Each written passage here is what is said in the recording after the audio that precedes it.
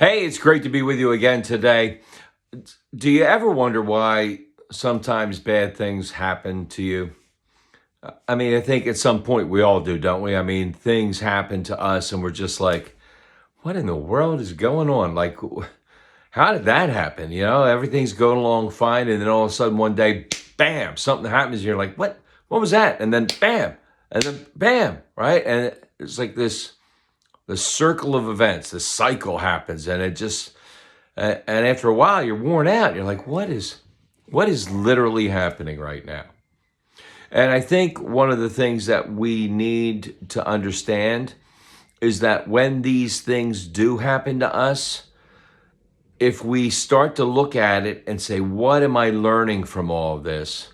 It can benefit us in the end. In the Old Testament, Joseph is his father's favorite son. Dad gives him this awesome coat, right? And he starts to brag about it. He's young. I mean, he's probably only 12 or 13 years old, and he's cool. And the other brothers, they get sick of him and they plot to kill him. And instead, one of the brothers says, no, don't kill him. That's horrible. And so they sell him into slavery. And he gets taken to Egypt, and he goes to Egypt and he works his way as a slave, and he becomes finally a servant of this magistrate who treats him well, and he's growing up, he's maturing, he's managing the household, he's doing a great job. And then the wife of the magistrate takes a liking to him and starts to whisper, and he's like, I got to get out of here, right? And he runs away, and then she claims that he tried to make advances on her. They arrest him, they throw him in prison.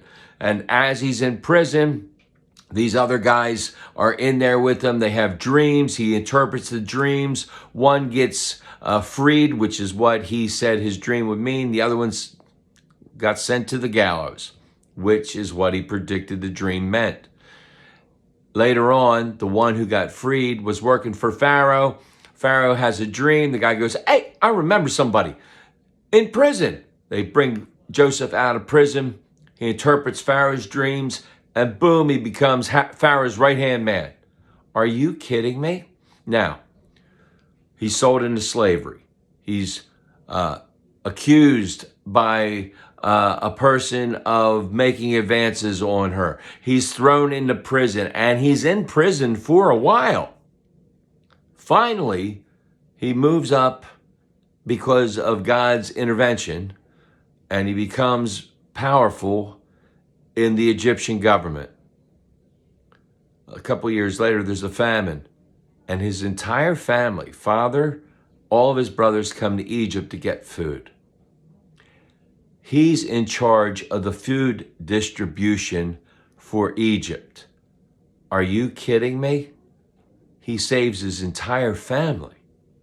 Now, God had a plan, right? And that plan wasn't always without pain for Joseph. Joseph had to go through a lot, but what he went through predicted what would happen in the future, and it helped him prepare and be ready for when it all did occur.